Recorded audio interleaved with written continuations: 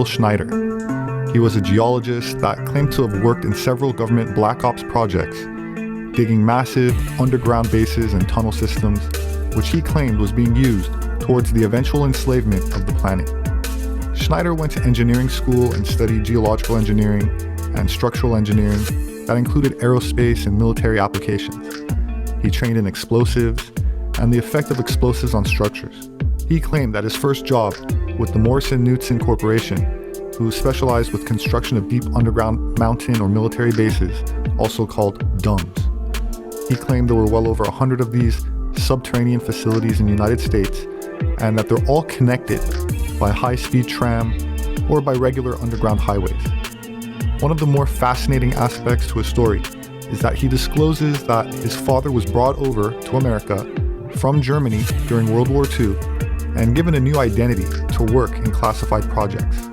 While I must admit that parts of his story are hard to swallow, many elements of his biography, particularly in regards to being the son of an Operation Paperclip German scientist, are entirely plausible, and the manner in which he died was very suspicious and possibly involved foul play. I'm Phil Schneider.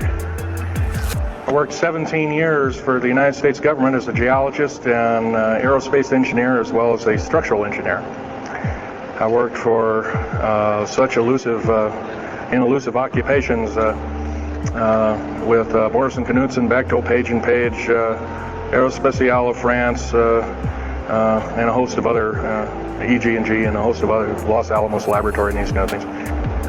Anyway, my work as a geologist in building underground military bases, some of which are over 2 miles underground, high-speed monorail subway cars, if you might want to call them, that link these bases together. Some of them are capable of riding on a cushion of air about 3/4 of an inch off a rail at a better part of Mach 2.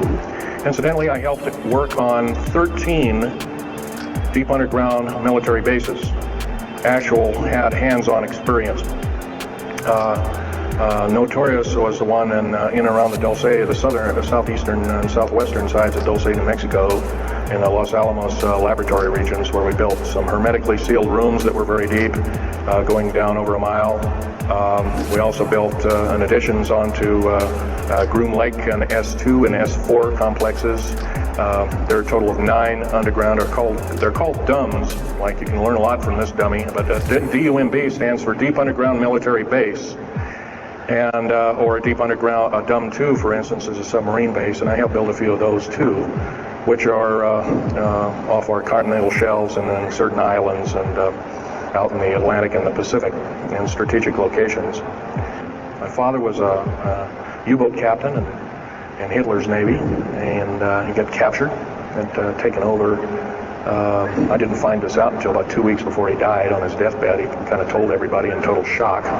I was one of them. In fact, I didn't believe him. I thought he was kind of in delirium or something like that. And of course, other things have come up since. And so, anyway, he was captured by the French, turned over to the Third Army, the U.S. Third Army, and then U.S. Third Army turned him over to the Navy.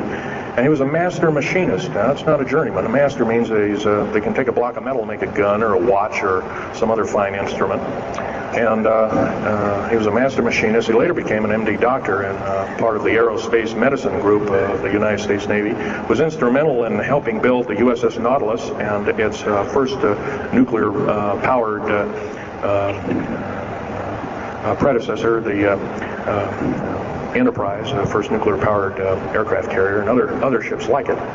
He pioneered all the ways in building very small and miniature nuclear engines, and he even helped work later on in his life. He helped develop the infamous grid bed nuclear motor, which is now employed in some things that look like flying saucers that people claim are flying saucers. Yes, we, in quote, the United States Air Force and other armed forces, are training other European forces to fly unidentified, or now identified, or, in quote, flying saucers. We've actually built several prototypes that are flying under names of black craft. My position as a geologist and engineer got me to see a lot of things in the world. I've been in over 70 countries. Also worked for NATO. I carried a level 3 security clearance with a rhyolite factor. Rhyolite is a hardened factor. Only given out to a handful of civilians and maybe a couple of hundred military men worldwide. I thought I was doing the nation, the United States, as well as the world a favor by, I thought I was kind of keeping my end up. Well, it didn't work out that way. By the way, I'm still a geologist, still do geological survey work. However, I don't work for the government anymore. I took my security clearance and all my government stuff and cut it up and sent it back to the, pardon my French, SOBs. When I found out that a number of these 131 deep underground military bases are being used to subvert the Constitution of these United States and its people, I says, that is enough. Yes, this gentleman over here. Speak up, please. Okay. Yes, they are. The gentleman asked, are these tunnels connected to large caverns? Yes, these large bases are basically like this Coliseum. Everything's underground. Everything's a city underground. Most of these bases both have military bases, and they have all the accoutrements of life.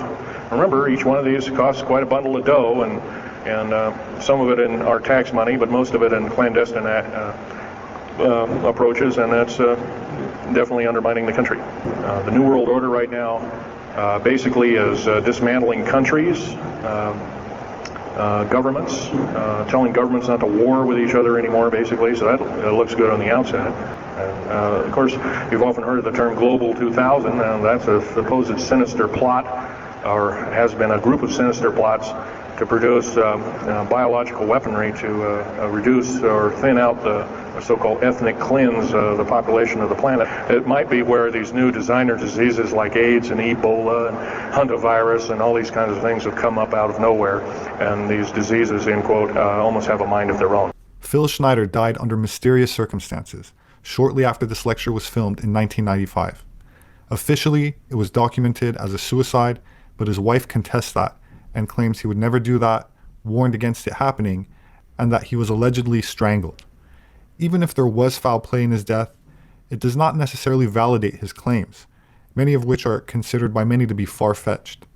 What does lend credibility to Phil's testimony are the numerous other testimonials by other people that have come forward with similar accounts of secret projects in underground facilities in the US, in Germany, and in the polar regions.